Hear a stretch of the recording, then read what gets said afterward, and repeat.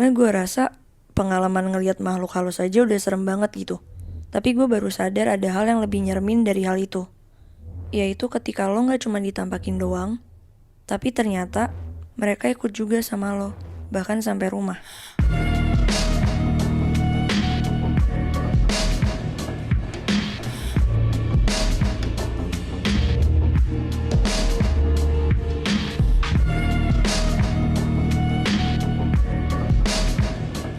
Gue mau ceritain pengalaman temen gue sendiri. Pengalaman temen gue ini terjadi di kampus gue di UI. Oke. Ini teman kampus lo berarti? Teman kampus gue. Tapi namanya bakal gue samarin ya. Oke.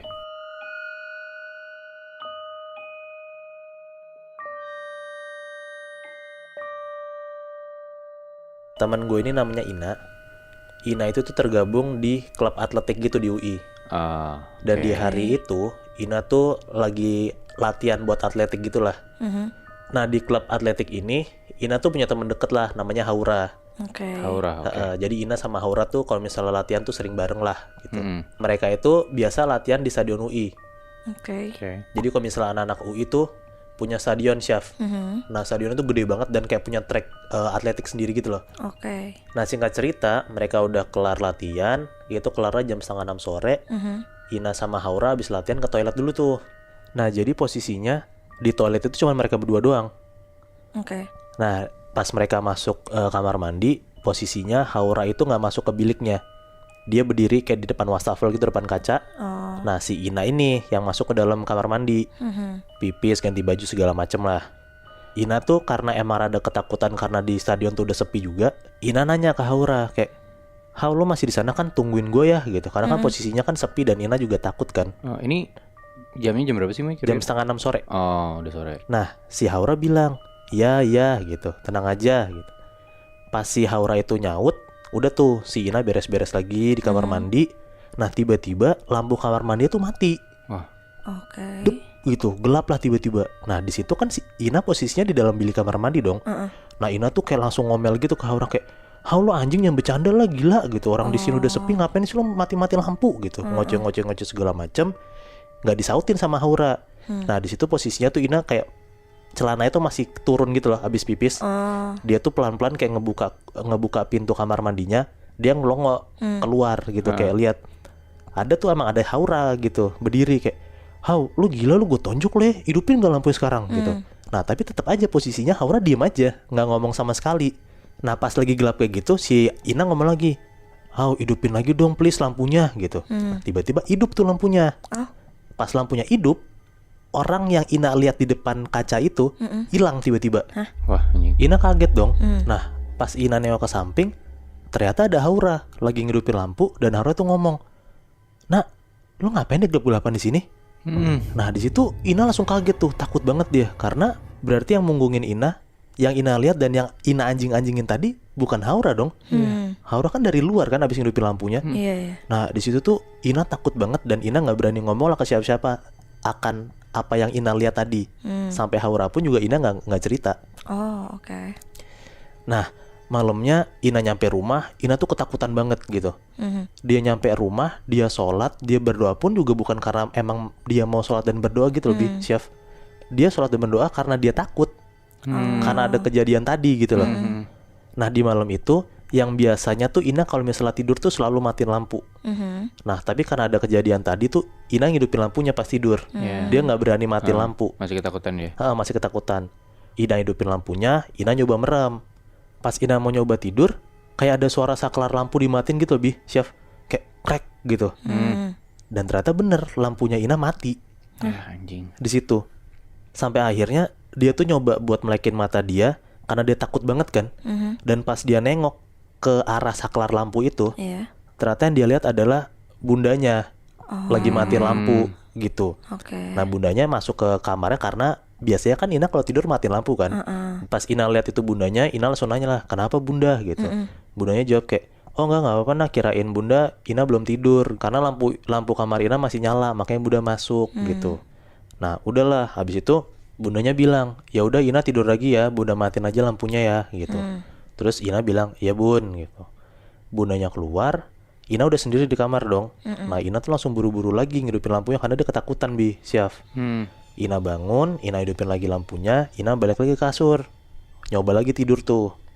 Nah pas Ina baru banget meremin mata, tiba-tiba Ina denger lagi ada kayak suara saklar lampu gitu, cekrek gitu lagi.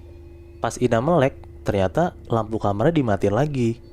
Karena si Ina nih mikir bundanya lagi yang matiin, Ina ngomong lah, "Bun, gak apa-apa bun, hidupin aja lampunya, aku tidurnya mau sambil nyala aja lampunya," gitu. Ina ngomong gitu ke bundanya. Tapi bundanya gak nyaut sama sekali tuh. Nah pas Ina tuh nengok ke arah saklarnya, ternyata di situ nggak ada siapa-siapa, nggak ada bundanya, nggak ada orang lain, dan kamarnya pun juga ditutup pintunya. Jadi nggak ada tuh bundanya masuk ke kamarnya buat matiin saklar lampunya tuh. Anjing. Nah di situ posisinya Ina takutan banget Bi, Syaf, karena dia tahu itu bukan bundanya kan yang matiin lampunya. Nah Ina bangun lagi lah buat ngidupin lampunya kan. Nah anyway, kasurnya Ina ini berhadapan banget sama lemari yang ada kacanya. Oke. Kebayang nggak? Iya, kebayang. Jadi kalau misalnya lo bangun pun, ya lo langsung bisa ngaca gitu dari lemari. Iya. Nah saklar lampunya tuh ada di sebelah lemarinya Ina. Oke. Jadi kalau misalnya dia mau ngidupin atau matiin lampunya, dia harus ngelintasin kaca dulu gitu loh. Iya. Gitu. Nah untuk kedua kalinya dia mau nyoba hidupin lampu lagi dong. Nah pas dia ngidupin lampu itu, dia ngeliat Bi, Syaf, dari refleksi kaca itu tuh, dia ngeliat kayak ada cewek jongkok di atas kasurnya Ina. Aduh. Dia tuh ngeliat dari pantulan kaca gitu loh. Iya. Nah posisi cewek ini tuh kayak jongkok tapi kayak pose hewan mau ngerangkak gitu loh. Oh iya. Kebayang gak sih? Kebayang. Nah di situ tuh Ina tuh takut banget. Ina langsung mau buru-buru ngidupin lampunya. Pas Ina cekrekin lampunya tuh, Ina hidupin lampunya, cewek yang dia lihat, ada cewek jongkok di atas kasur tuh hilang tiba-tiba. Oke. Sama persis hilang kayak waktu pas di WC tadi sore. Gitu. Nah dari situ Ina sadar lah, kayaknya Ina tuh diikutin Oke. sama cewek yang ada di kamar mandi Stadion UI. Karena posisinya sama nih masalahnya, pas lampunya hidup, cewek itu hilang. Oke. Nah karena Ina takut, Ina tidurlah sama nyokapnya. Nah kebesokannya Ina tuh harus latihan lagi atletik di Stadion UI. Karena posisinya Ina tuh mau olimpiade. Jadi mau gak mau harus ikut latihan rutin gitu kan. Oke. Nah sama tuh kayak yang kemarin, Ina udah kelar latihan sama Haura, masuk lagi tuh ke toilet kan, beres-beres, ganti baju segala macem. Tapi posisinya di sini Ina nyuruh Haura buat balik duluan. Karena? Nah sebenarnya kenapa Ina tuh nyuruh Haura balik duluan, karena Ina tuh mau minta maaf dalam tanda kutip ke sosok yang udah ngikutin Ina 2 hari ke belakang. Karena kan si Ina pertama kali ketemu sama sosok ini yang ngikutin Ina kan di Stadion UI kan, di kamar mandinya. Dia tuh ngerasa kayak, gue pengen mulangin lo lagi. Makanya dia mau sendiri di kamar mandi itu. Oke. Makanya temennya disuruh balik duluan kan. Iya. Di situ posisinya Ina udah sendirian di kamar mandi. Ina berdiri di depan wastafel, Ina merem dan Ina ngomong kayak di depan kacanya gitu. Siapapun kamu di sini aja ya, jangan ikut aku pulang. Kan kita punya tempat sendiri-sendiri. Kamu di sini aja ya yang betah ya, gitu. Nah pas Ina ngomong kayak gitu tuh, Ina tuh ngerasa kayak belum lega gitu lebih, Syaf. Karena tuh Ina ngerasa kayak komunikasinya tuh belum dapat gitu feelnya. Nah terus Ina mikir, apa jangan-jangan gua harus matiin lampunya ya? Karena kan posisinya kan kemarin kalau lampunya nyala, si sosok ini nggak ada kan. Pas lampunya mati, sosok ini baru nongol kan. Nah Ina jadi ngeberanin diri buat matiin lampu kamar mandinya. Oke. Ina matiin lampu kamar mandinya, Ina ngomong lagi di posisi yang sama, berdiri di depan kaca dan merem. Ngomong lagi sama yang kayak tadi, siapapun kamu di sini aja, jangan ikut aku pulang. Lampunya udah aku matiin nih, kamu yang betah ya di sini, gitu. Oke. Nggak lama si Ina itu ngomong kayak gitu, Ina tuh denger dari belakang dia, dari bilik kamar mandi itu kayak ada suara selotan kunci itu dibuka gitu. Oke. Kayak cekrek gitu. Nah terus kayak pintu itu kebuka pelan-pelan. Anjing. Oke. Nah dari situ Ina tuh takut. Ina tuh kayak ngerasa mixed feeling gitu loh. Di satu sisi dia takut karena kan dia sendiri dan takutnya tuh akan kejadian macam-macam lagi. Tapi di sisi yang lain dia tuh ngerasa kayak lega gitu karena komunikasinya tuh berhasil gitu. Pas Ina ngomong ada respon kan, kayak pintunya kebuka gitu. Nah dari situ Ina ngerasa kayak, ya udahlah, kayaknya nih sosok yang ngikutin gua udah pulang dalam tanda kutip gitu. Udah si Ina udah lumayan lega, Ina baliklah ke rumah. Dan bahkan malam itu pas Ina udah nyampe rumah, Ina tuh udah berani tidur dengan mati lampu. Gitu. Akhirnya jam 10-an Ina mutusin buat nyoba tidur. Dia udah matiin lampunya. Dan dia tuh ngerasa karena di hari itu dia capek banget, dia tidurnya tuh udah pules gitu lebih, Syaf. Oke. Nah tapi tengah malam tuh Ina tuh kebangun karena dia ngerasa badannya tuh sakit dan susah digerakin gitu lebih, Syaf. Nah karena dia ngerasa sakit badannya, dia tuh nyoba gerak-gerakin dan dia tuh mindahin posisi dia tidur. Dari yang dia tidur, dia nyoba buat duduk di kasur. Nah di posisi Ina lagi kayak gitu, dia ngeliat Syaf, kalau misalnya di atas pahanya kayak ada 2 kaki gitu loh. 2 kaki dari belakang dia yang nyilang di atas pahanya Ina. Oh Anjir. iya, Gitu, kebayang kan? Iya, kebayang.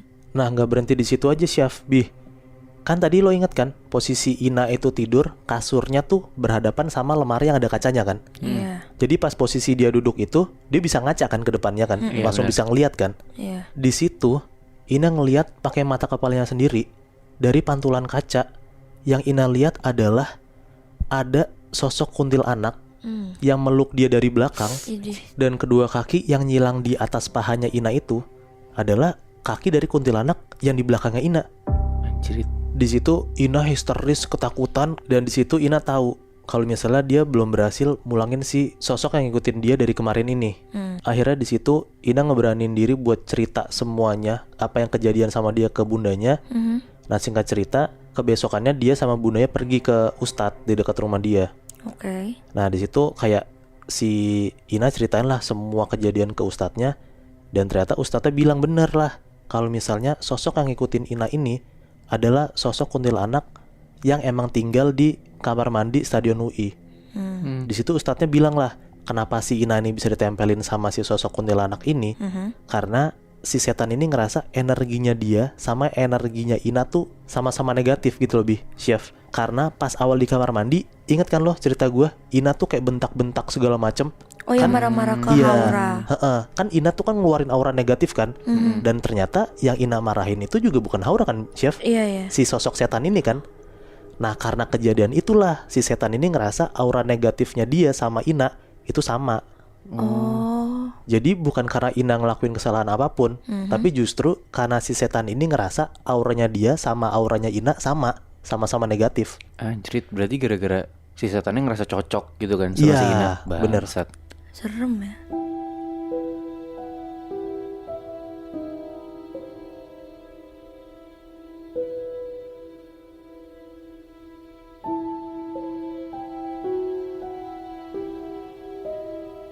Jadi cerita ini gue dapetin dari temen gue, dimana namanya bakal gue samarin jadi Asya. Oke. Sorry, Asia ini cewek. Iya, cewek. Oke. Jadi Asya ini temen gue bisa dibilang kayak selebgram gitulah. Oke. Nah, karena dia selebgram, jadi suatu hari itu dia diundang sama salah satu channel YouTube untuk jadi bintang tamunya acaranya si YouTube channel ini. Oke. Nah, YouTube channel ini tuh punya program kayak penelusuran horor-horor gitu loh, Moibi. Jadi kayak mereka bakal datengin tempat-tempat yang horor gitu, yang tempat-tempat angker, buat ngelakuin penelusuran lah intinya di situ. Nah, si Asya ini diajakin yang tadi gue bilang kan untuk jadi bintang tamunya. Lokasinya ini itu di gedung tua yang ada di Kuningan. Dan Oh. iya, Di mana? di Kuningan. Temen gue ini nggak ngasih tahu letaknya di mana secara tepat gitu, tapi cuma ngasih tahu daerahnya doang. Oke. Nah, dan si Asya ini baru ngelakuin penelusuran ini tuh 15 Desember tahun lalu. Jadi baru banget. Temen gue ini datang sama kru si YouTube channel ini ke lokasinya sekitar jam 10-11an malam gitulah. Sebelum ini gue nggak tahu kalian tahu atau enggak tentang informasi ini, tapi ternyata kalau misalkan mereka buat konten gini sebelum kameranya on itu, mereka ngelakuin 2 ritual. Apa tuh? Satu itu ritualnya untuk kayak ngenalin nih, ini kru-krunya yang bakal malam ini ngejalanin program ini di sini. Jadi maksudnya biar penunggu-penunggu yang di lokasi itu tahu nih orang-orangnya siapa aja yang bakal datang. Oh. Jadi kayak minta izin gitu loh, kita hari ini mau kerja di sini, kita mau buat konten di sini. Dan ritual yang kedua itu, konten horor itu ya pasti bakal seru kalau misalkan experience-nya makin banyak dong, penunggunya makin banyak dong. Nah makanya mereka ngelakuin ritual pemanggilan penunggu-penunggu yang ada di lokasi itu. Gue baru tahu sih. Nah di situ itu ada salah satu krunya yang emang dia tuh indigo dan dia yang mimpin ritualnya. Oke. Di saat ritualnya lagi mulai, posisinya teman gue ini si Asya, dia tuh berdiri di ini kan gedung tua kan, tapi itu masih kayak ada kaca gitu loh. Oke. Kaca ini tuh emang ngadep kayak ya lu kalau misalnya lu ngelihat dari kaca itu lu bisa ngeliat pemandangan keluar lah. Teman gue ini si Asya berdiri posisinya di samping si kaca ini selama ritual pemanggilannya tuh lagi dimulai gitu kan, lagi berjalan lah. Oke. Nah, begitu ritual pemanggilannya dimulai, teman gue ini si Asya tuh dia kayak rada-rada bengong gitu loh Muibi. Tatapannya kosong, diam. Nah, tiba-tiba di saat dia lagi di posisi dia yang lagi rada bengong ini, dia tuh ngedenger dari arah kaca itu kayak ada suara tuh rame banget. Dari suara anak kecil teriak-teriak, ada langkah kaki, ada orang nangis. Yang dia kayak rame banget lah. Jadi secara visual gak ada apa-apa, tapi secara pendengarannya si Asya ada, dia ngedenger suara rame banget itu dari si kaca ini. Iya. Nah, pas si Asya ini nengok, emang gak ada apa-apa gitu. Dia cuma ngeliat ya pemandangan keluar doang. Sampai secara gak sadar, si Asya ini tuh kayak dia tuh fokusnya bukan ngeliat ke ritualnya lagi, tapi fokus dia tuh jauh lebih ke kaca itu. Sampai akhirnya secara gak sadar si Asya tuh naruh telapak tangannya tuh ke kacanya. Dan gak lama dari situ dia tuh tangannya langsung ditarik sama kru yang tadi gue bilang, yang indigo itu. Langsung dikasih tahu sama si krunya ini, udah kamu kesini, kamu jangan bengong lagi ya Asya. Di situ akhirnya karena si posisinya Asya udah sama si krunya ini, Asya ngasih tahu ke si kakak krunya ini kayak, iya kak tadi aku tuh ngedenger kayak suara rame dari kaca itu. Jadi kayak aku mastiin itu beneran gak sih maksudnya yang aku dengar. Dan akhirnya dikasih tahu lah sama si kakak krunya ini. Jadi di saat mereka melakukan ritual pemanggilan itu, mereka tuh ngebuka portal. Kenapa dibuka portal? Untuk biar sosok-sosok dari dimensi sana biar bisa datang ke dimensinya kita gitu kan. Dan posisinya itu, portal yang dibuka itu yaitu dari kaca yang tadi si Asya pegang secara gak sadar. Iya. Seru nih. Nah, syuting berjalan, konten udah diambil, semua acara maksudnya udah dilakuin lah. Ya akhirnya selesai dong, kameranya udah dimatiin. Nah, tiba-tiba kru yang indigo ini ngomong, sorry di sini ada yang kamarnya warnanya abu-abu gak? Terus ada kayak kaca gitu gak sih deket toilet? Pokoknya dijelasin secara detail lah kamar ini tuh kayak gimana gitu kan. Karena Asya ngerasa kayaknya itu kamar gue deh, akhirnya Asya ngomong ke kakaknya kayak, itu kamar aku kak, emang kenapa? Akhirnya si kru ini ngomong, oh yaudah sini Asya ikut aku dulu. Akhirnya si Asya sama kakak kru ini ya misah lah berdua dari kru-kru yang lain kan. Akhirnya Asya tuh intinya Asya ngasih tahu ke gue pas mereka pisah berdua itu, si kakak kru ini tuh kayak ngebaca-bacain doa lah ke Asya. Maksudnya kayak dia pasti bingung dong, kenapa gue tiba-tiba dibacain gitu sama si kakak kru ini. Dan Asya juga bingung kenapa si kakak ini bisa ngedeskripsiin kamarnya Asya dengan amat-amat detail. Iya. Akhirnya setelah dibaca-bacain, terus kakaknya ngomong, Asya begitu kamu sampai rumah, hal pertama yang harus kamu lakuin itu adalah kamu wudhu dan langsung sholat ya. Ya Asya bingung dong, akhirnya Asya nanya ke kakak krunya, emang kenapa kak, ada yang gak beres ya? Di situ si kakak krunya ngomong, Asya yakin mau tahu, tapi kalau misal aku habis kasih tahu, janji jangan takut atau gimana-gimana ya. Ya kalian mikir aja gitu. Si Asya habis dikasih tahu itu pasti langsung takut dong. Iya, Malah jelas. makin takut kan. Akhirnya Asya ngomong, ya udah deh kak, aku nggak usah tahu, nggak usah dikasih tahu. Udah nih, akhirnya kan konten udah selesai, ya Asya OTW balik dong. Di perjalanan balik, tiba-tiba Asya tuh di WhatsApp sama bokapnya. Bokapnya ngomong, nanya sih lebih tepatnya ke Asya, kak, kamu habis dari tempat apa tadi? Nah, gimana? Iya, bokapnya nanyain ke Asya habis dari mana. Nah, terus? Di situ posisinya emang bokapnya Asya tuh punya six sense gitulah. Oke. Makanya bokapnya bisa tiba-tiba nembak pertanyaan kayak gitu kan ke Asya. Padahal kan mereka lagi nggak di posisi yang sama gitu. Mereka lagi nggak di tempat yang sama. Asya akhirnya jawab lah ke bokapnya, iya habis dari dekat Kuningan pah, ada konten tadi kan. Terus bokapnya ngomong lagi, nanti kalau misalkan kamu udah sampai rumah jangan masuk ke kamar, langsung tidur sama mama sama papa aja. Ya Asya bingung dong, akhirnya Asya nanya ke bokapnya, emang kenapa pah? Nah di situ bokapnya bilang, udah kamu nyampe rumah dulu aja, kamu nyampe rumah baru papa kasih tahu deh kenapanya. Anjing serem banget ya. Singkat cerita, Asya sampai rumah. Pas dia nyampe rumah, dia ngelakuin langsung yang tadi krunya bilang. Dia wudhu terus sholat kan. Tapi bedanya dia nggak masuk ke kamarnya karena yang bokapnya larang kan. Iya. Nah di situ akhirnya Asya langsung nyamperin papahnya, dan di situ dia nanya, emang kenapa pah kakak nggak boleh masuk ke kamar? Kenapa Asya nggak boleh masuk ke kamar? Di situ papanya cerita kalau selama tadi papanya di rumah itu, papahnya tuh kayak ngedenger ada suara, lu tahu kan suara kasur bunyi berdenyit gitu loh Moibi. Kayak diinjak-injak gitu. Ngik, iya kayak diinjak-injak gitu. Nah, bokapnya tuh ngedenger kayak ada orang loncat-loncat di atas kasurnya Asya. Akhirnya bokapnya ngecek dong ke kamarnya Asya. Di situ posisinya kamarnya Asya tuh emang gelap. Tapi dengan samar-samar bokapnya tuh bisa lihat kalau misalkan di atas kasurnya Asya tuh ada sosok pocong lagi loncat-loncat. Anjing beneran ada sosoknya. Ada, bokapnya lihat beneran Moy. Di situ bokapnya Asya langsung nutup pintu kamar aja lah. Makanya bokapnya langsung WhatsApp Asya kayak gitu kan, untuk ngelarang Asya masuk ke kamarnya.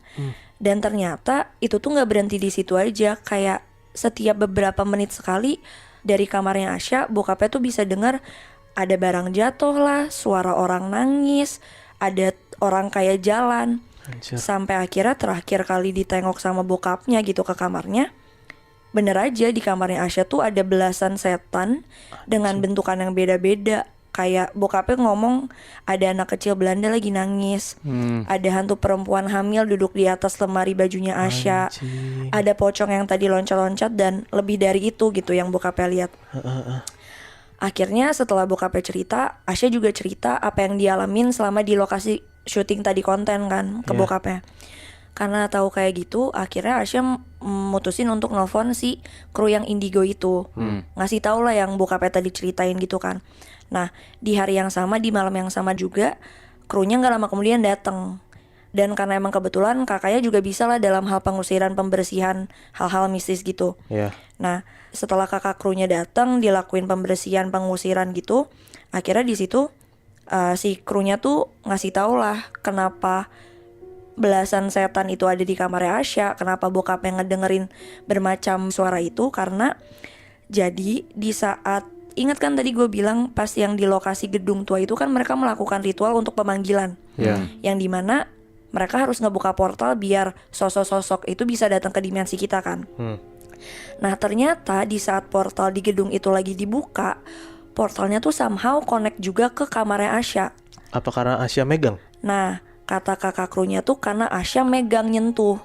Mampus. Jadi kayak gue nggak tahu kenapa bisa ya, tapi si Asya ini ngomong dari kakak krunya ini, somehow di saat portal di gedung itu terbuka, nyambung juga ke rumahnya Asya.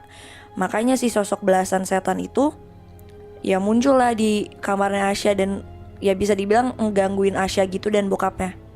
Anjing. Gue masih nggak tahu sih kalau misalnya Asya masuk ke kamarnya dan nggak dengerin kata bokapnya, apa yang bakal kejadian apa yang bakal kejadian gitu loh. Iya. Tapi bangsat banget ya, menggunakan konten-konten terus lu pakai si hantu-hantu itu sampai lu ngebuka portalnya, kayak mainan banget anjing. Iya, tapi kan maksudnya untuk kepentingan konten juga. Itu dia, makanya kayak lu konten tuh bercanda banget sampai lu ngebuka portal si hantu-hantu ini anjir.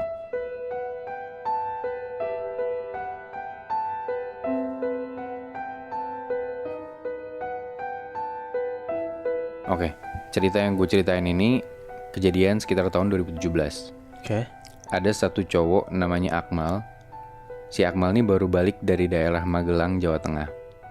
Nah, setelah balik ke Jakarta lagi dari kampungnya itu di Magelang, dia tuh ngajak nongkrong teman-temannya ke rumahnya.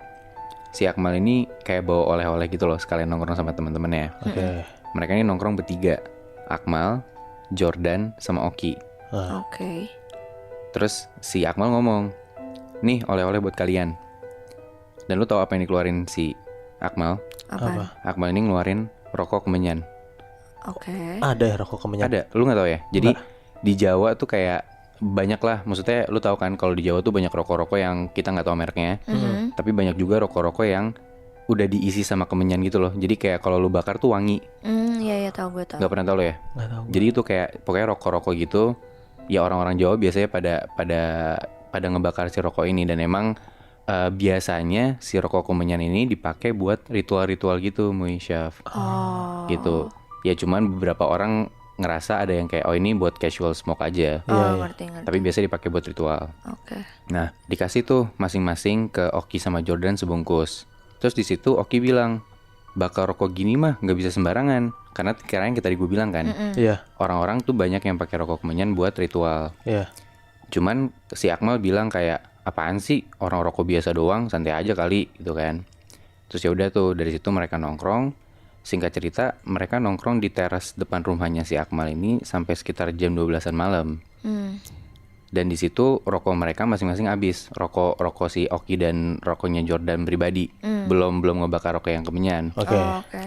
Terus mereka saling nyuruh beli rokok tuh ke warung, cuman pada males. Dan abis itu si Akmal bilang, ya udah sih bakar aja rokok yang gue beliin, yang gue kasih ke kalian gitu kan.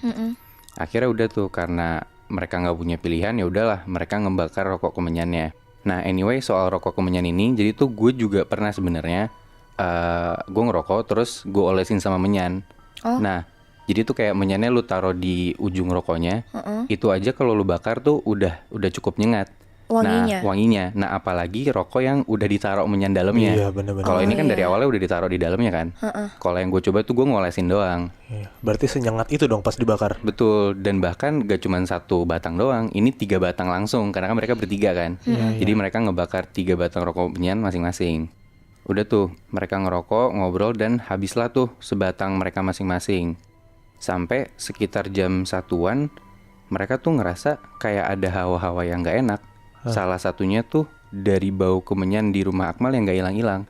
Karena kan tadi kan kayak mereka tuh ngebakar jam 12-an. Iya. Ya paling ngerokok 10-15 menit kan. Iya, harusnya wanginya udah hilang. Cuman kayak ini udah kayak hampir 1 jaman gitu, ini baunya gak hilang-hilang. Nah, tapi mereka masing-masing tuh gak ada yang mau membicarakan hal yang gak enak ini. Sampai si Jordan tiba-tiba nyeletuk, bau menyannya kok gak hilang-hilang ya? Nah terus Yoki jawab, gue kira gue doang yang ngerasa aneh. Nah tapi semakin diperhatiin, mereka tuh sadar kalau ini tuh bukan bau menyan, tapi bau melati. Di situ tuh hawanya makin gak enak dan mereka cuma saling lihat-lihatan doang. Tiba-tiba di situ anjing tetangganya si Akmal ini ngegonggong. Jadi tetangga samping rumahnya Akmal tuh punya anjing. Dan aneh kan, tiba-tiba anjing ngegonggong malam-malam kayak ya biasanya kalau misalnya anjing gonggong kan ada sesuatu kan ya, at least kayak ada maling gitu kan, takutnya kenapa-napa. Cuman pas mereka tengok ke arah rumah sebelahnya itu tuh nggak ada apa-apa.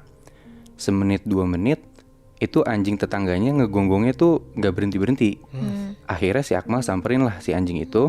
Dia samperin dan antara Akmal dan si anjing ini tuh kayak cuman dipisahin sama tembok pendek gitu doang loh, Chef. Kebayang kan? Nah si Akmal nih kayak nyoba nenangin anjingnya kayak, Ido jangan berisik ya, nama anjingnya Ido. Ido jangan berisik ya, diam, shushu gitu. Tapi anjingnya nggak mau berhenti-berhenti. Nah karena anjingnya nggak mau diem, akhirnya Akmal balik badan, dia jalan lagi tuh balik ke arah tempat teman-temannya di teras. Nah dari jauh tuh si Oki sama Jordan ngeliat si Akmal tuh jalan kayak nggak sendirian. Dan makin deket, Jordan dan Oki tuh semakin ngeliat jelas kalau ada sesuatu di belakangnya si Akmal. Dan bener aja, pas udah deket, si Jordan dan Oki ini ngeliat ada sosok cewek tinggi banget, lebih tinggi dari Akmal, di belakang Akmal, yang mata kanannya cewek ini itu kebuka dan kelihatan jelas banget. Tapi mata kirinya sosok cewek ini itu bolong. Anjing. Dan bola matanya tuh ngegantung di pipinya. Si Akmal nggak sadar tuh. Si Akmal nggak sadar. Dan si sosok cewek ini dari matanya yang bolong itu tuh keluar darah dan netes lewatin dagu si sosok cewek ini. Dari situ Jordan dan Oki tuh langsung teriak kayak, Mal, di belakang lu Mal. Begitu Akmal nengok ke belakang, itu tuh kayak cewek itu tuh hilang aja. Terus pas Akmal balik lagi nengok ke teman-temannya, itu teman-temannya udah pada cabut ngibrit, ngambil motor masing-masing dan langsung cabut aja. Jadi kayak Akmal bingung dong, kayak anjrit nih teman-teman gue kenapa sih? Terus kayak kenapa cabut gitu aja dan nggak ngasih tau gue apa-apa. Kayak kalaupun bercanda, ini bercanda nggak jelek banget, nggak lucu gitu kan? Iya. Terus kayak ya udahlah, akhirnya si Akmal tuh dia masuk ke rumah, dia naik ke kamarnya, dia main HP bentar sampai sekitar jam 2, jam setengah 3 itu Akmal udah mau tidur.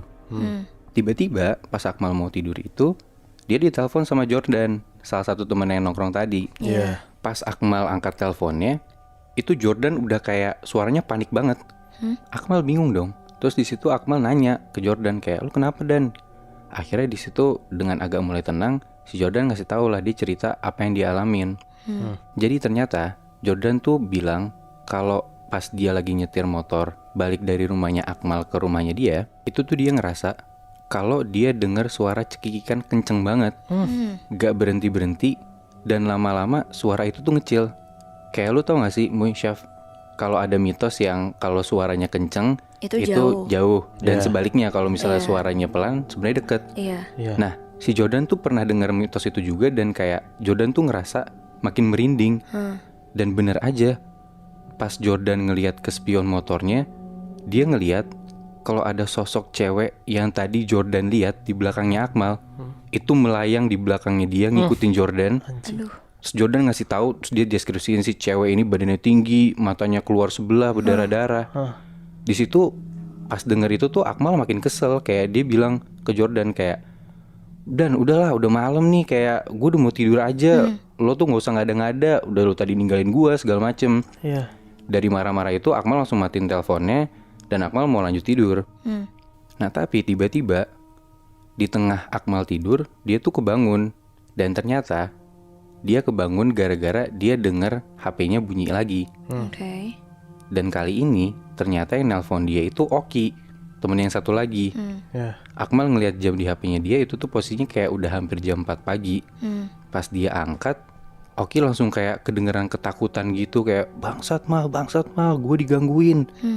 Oki tuh cerita di situ kalau misalnya dia tuh abis balik dari rumahnya Akmal, dia nggak tenang. Dan akhirnya dia coba sholat, dia sholat malam lah. Tapi pas dia sholat kayak Allahu Akbar, takbir gitu kan, itu tuh si Oki ngerasa kayak ada yang nepok pundaknya gitu dari belakang.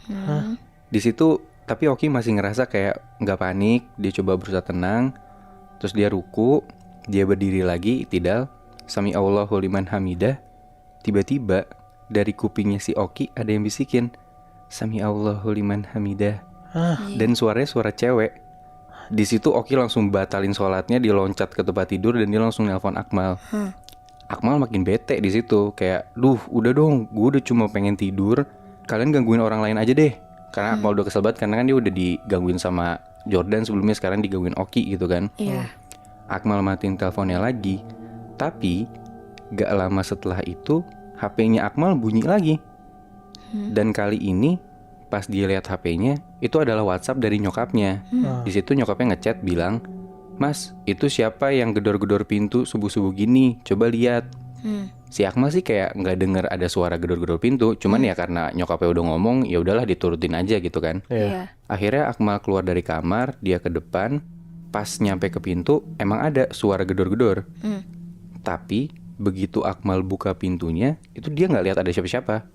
Kosong aja. Si Akmal bingung dong, kayak ya dia bahkan dengar sendiri ada yang gedor-gedor, tapi pas dibuka nggak ada siapa-siapa. Iya. Akhirnya Akmal coba keluar ngelewatin pintu, dia lihat kiri kanan nggak ada siapa-siapa.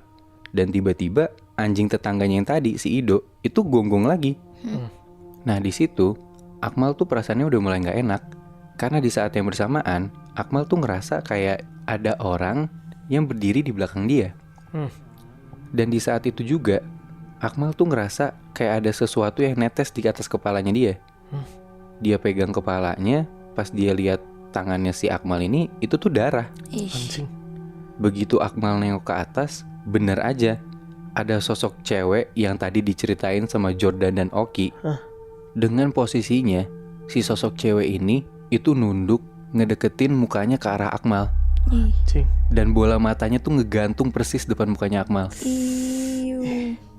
Itu dia ngerasa terpanggil karena ada bau kemenyan itu, tapi gimana sih? Kayaknya tuh emang gitu, Muy. Ya gue juga gak tahu bener apa enggak ya. Cuman kan kayak yang tadi gue bilang, dan dari beberapa temen dan yang gue baca di internet juga, kayak rokok menyan ini emang biasa digunakan buat ritual-ritual atau hal-hal mistis gitu loh, Muy. Iya sih. Nih, tapi ya ini mah amit-amit banget gitu. Misalkan kita ketempelan dan diikutin gitu sampai rumah.